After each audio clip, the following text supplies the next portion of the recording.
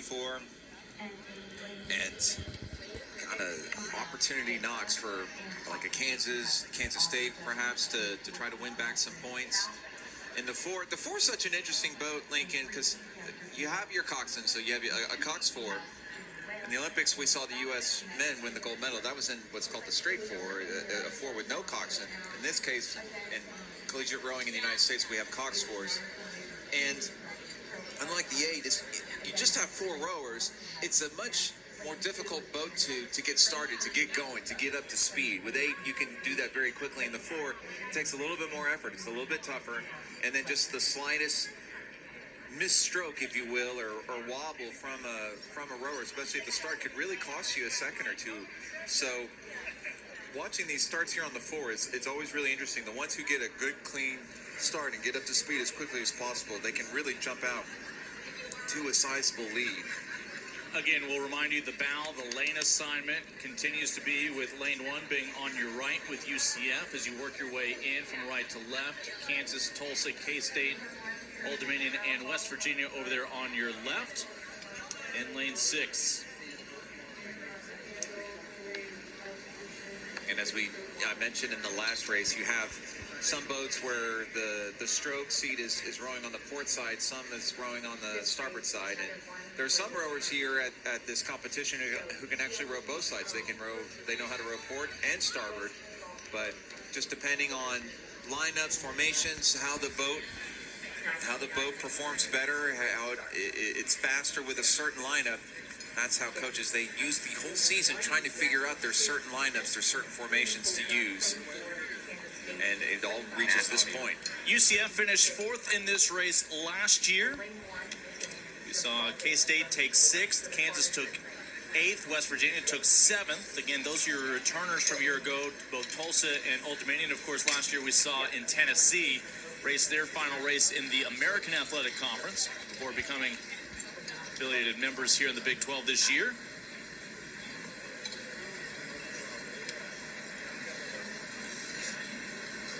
Again, it's just always such a, this is the most nerve-wracking moment for these rowers. You're sitting here at the start, you know what awaits. Yeah, we got a sampling of the fours back in the 3v4s when Old Dominion and UCF helped get us started to really introduce you to the course here today. Yeah. And there's no better feeling. You're sitting there at the start, and then the boats go off at 6 across, as they do right there. Underway with our second scored race of the morning. And 6 points to the winner, as was the case in the 3v8. And for UCF, their coxswain, a freshman, and Vianna Smith, one of her teammates from Finland. Raced in the U23 Worlds this past summer. We talked about the wide array of experience in these boats that we'll see today. Yeah. I mean, talk about valuable experience. When you get a chance to go row at an international level at a U23 World Championships, I mean, that is really just fantastic experience. And then you pocket that and you take it back to your collegiate season. And I'm sure for Vilma, it's been invaluable for her this year. Really nice start here for all 6 boats early on in our 2v4. It is UCF out to the narrow advantage there in lane 1 at the moment. Kansas right next to them, led by the coxswain, Kaylee Chisholm.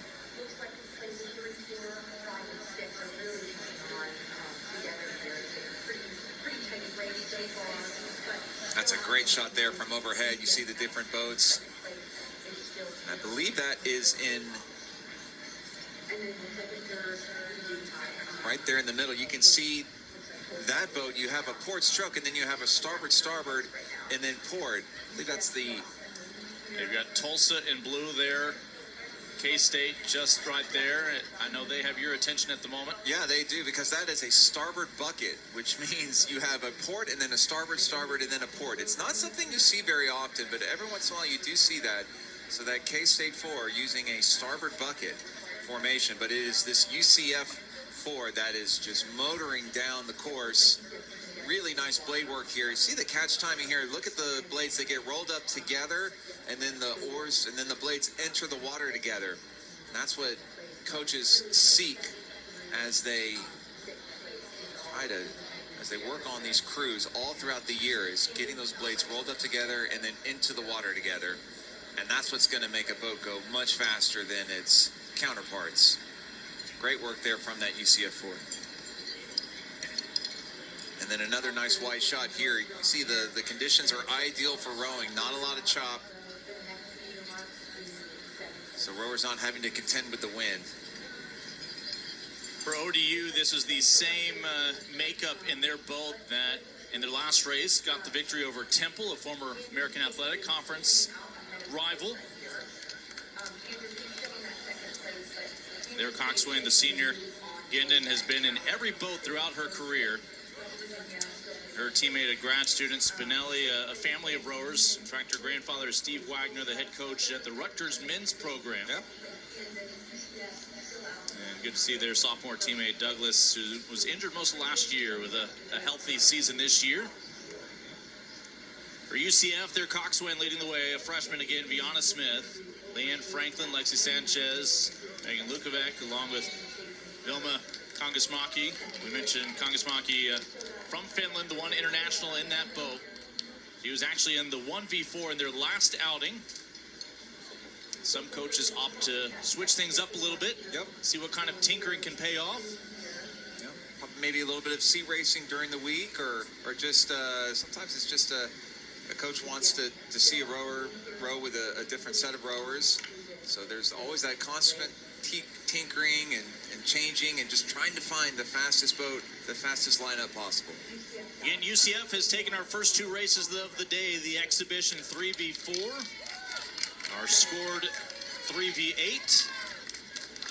And right now, in the water, it's our 2v4, with the Knights leading the way. Yeah, really good racing here, though. I really like what I'm seeing from all these crews. I mean, a lot of overlap here from a lot of these.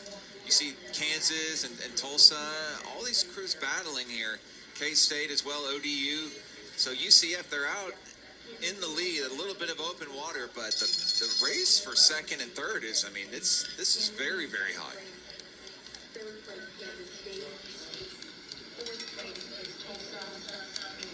And inside of UCF is Kansas in lane 2, Tulsa next to them.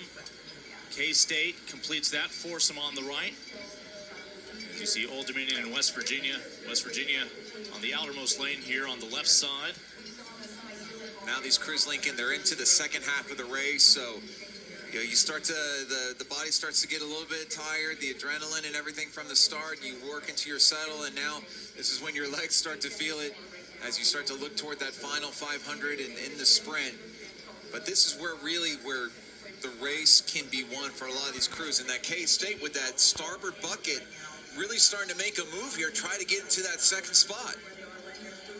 It is the Wildcats out of Manhattan, Kansas, sitting in second.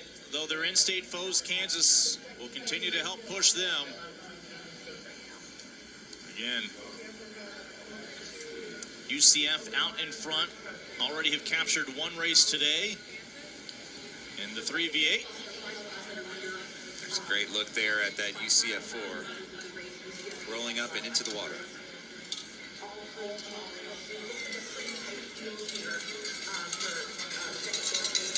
Tulsa right there at the center of your screen. Pardon me, yeah, UCF there, pardon me. K-State inside of them.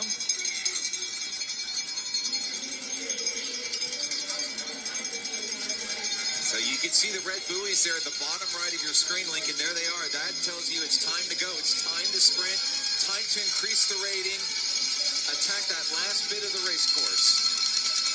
Knights took fourth in this race last year. It seems all but certain that they will claim their second race of the day and continue to amass points to their first ever Big 12 championship, they hope, here in their home state. Well, what a great race for second place that we're seeing. UCF on their way to victory, but second place still very much up for grabs. The starboard bucket there from K-State, contending there with Kansas, Tulsa. Anybody's race for second as UCF cruises to first.